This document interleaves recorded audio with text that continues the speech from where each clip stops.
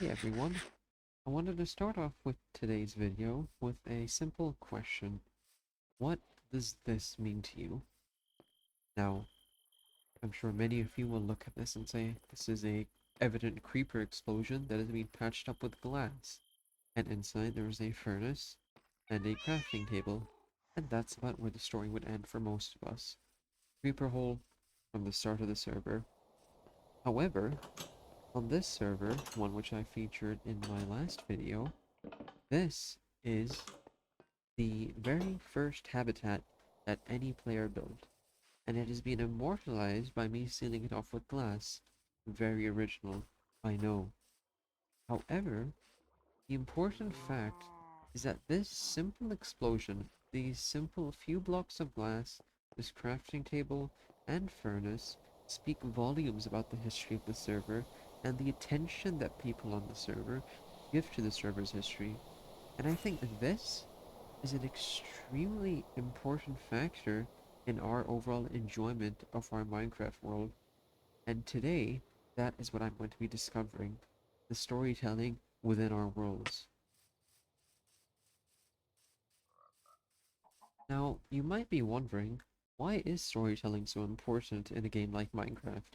It is meant to be a sandbox after all, and while yes, that is true, Minecraft itself, while it does have a rudimentary story, it doesn't really have a player-driven narrative.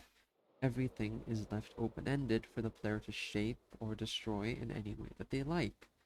However, a common method of playing Minecraft, which I haven't seen often, is the storytelling method.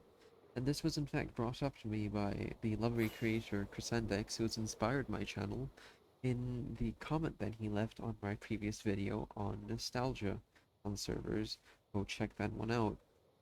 And in that, he made the very good point that he hasn't seen many people play Minecraft this way, and on that notion, I do agree with him. I think storytelling in Minecraft is a very powerful tool, because not only does it allow players to enrich their worlds to a considerably higher extent than they would without, it also improves the longevity of a Minecraft save. Now, you might be wondering, what do I mean by this? I think, as I've talked about before on this channel, the 2-week Minecraft phase usually tends to die off after, as the name suggests, 2 weeks. Why? Because you've done everything. You've either achieved your goal, you've beaten the game, or you've simply run out of things to do. However, if that 2-week Minecraft phase world is simply given a bit of player-driven life, if every structure has a story, if every hut you build, if every house, if every cave you mine through has some lore behind it, then I think that that, to an extent, might increase your attachment to the world, and in turn, it increases the amount of time you might play on it. And I think this is most seen on servers with other people. Why is that?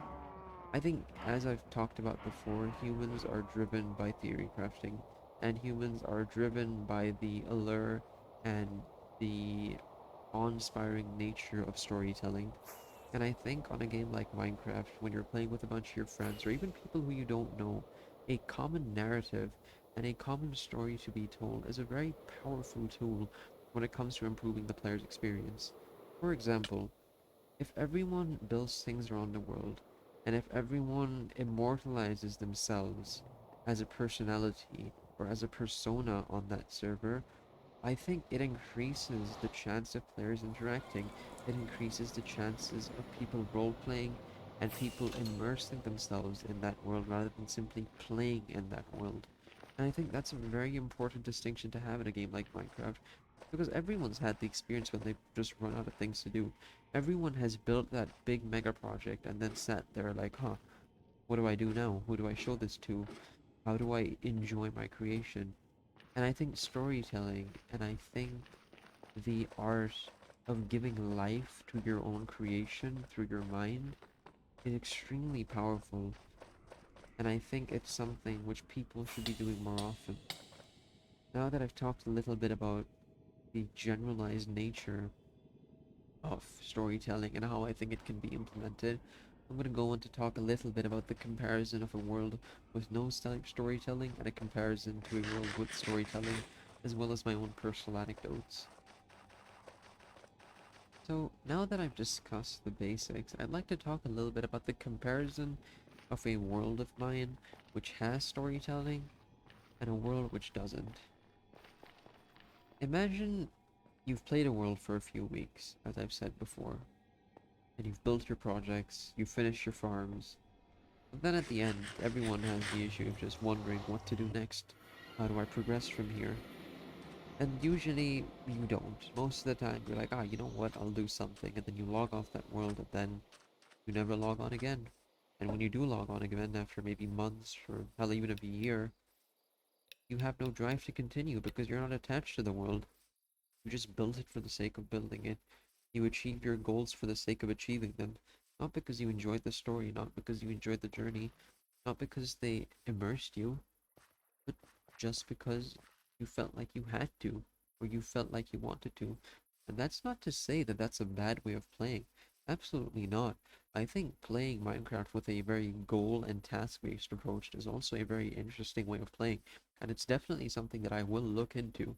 But frankly, for me, personally, I find it boring. I find giving life to each of my builds, building roads, not because I'm gonna walk over them, but because I like to imagine that, maybe at one point in the server's history, maybe once in this world, there were people who used these roads. Maybe the shops that I built in the commercial sector, maybe the stalls that I built were once occupied and used. Maybe the library that I built near my base was once full of people. Things like these, little bits of life sprinkled around the world, can really elevate it. And sometimes you just build them because of that reason. You build them for the story. You build them to give life. Why else would you build stalls? Why else would you build a library? There's no practical reason for them. They don't serve you in game, do they? You could get away with building a very bare bones base and still being an amazing player and still finishing the game very quickly. But where's the fun in that? Yes, there's fun in optimization. Yes, there's fun in efficiency. But for me, in a game like Minecraft, I think the world and the story that you tell with it is where the real fun lies. And of course, everyone has preference. And at the end of the day, I'm not telling you how you should play.